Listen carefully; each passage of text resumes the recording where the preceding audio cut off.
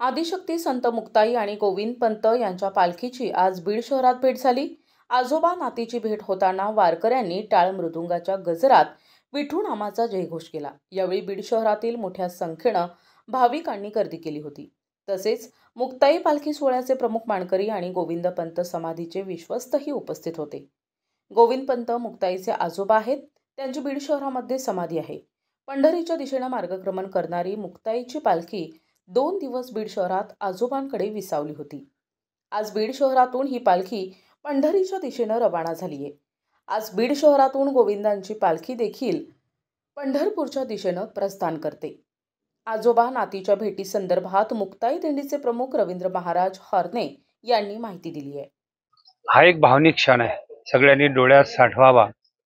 ज्या कालखंडामध्ये सगळी परिस्थिती प्रतिकूल असताना या सगळ्या मंडळींनी वारकरी संप्रदायाचा उद्धाराचा विचार शेवटच्या व्यक्तीपर्यंत पोहोचवण्याकरता जे काही प्रयत्न केले, पराकाष्ठा केली, खऱ्या अर्थाने संताचा जो अवतार आहे, जगाच्या उद्धारात तुमचा अवतार, जगदोद्धारालागी धरले अवतार किंवा जगाच्या कल्याणात संतांच्या विभूती, या खऱ्या अर्थाने संतोक्तीप्रमाणे या चार भावंडांचा अवतार आहे।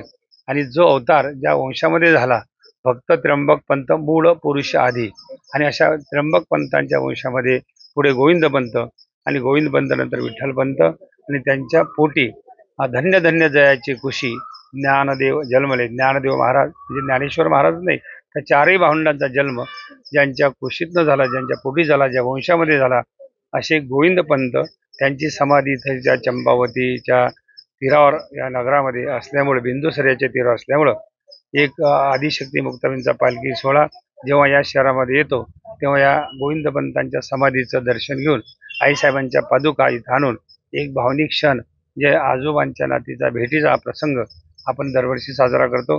आपण भाग्यवान आहोत की त्या सोहळ्याचे आपण साक्षीदार आहोत। आईसाहेबांना प्रार्थना करू अशाच प्रकारचा हा सोहळा याही पुढे आमच्या जीवनामध्ये सदोदित राहावा, त्याकरता दरवर्षी आम्हाला मुक्ताई इथं घेऊन यावं आणि दरवर्षी हा सोहळा आमच्याकडून करून घ्यावा अशी मुक्ताईला प्रार्थना करतो। कुंडली वरदा। NTV news Marathi Beed.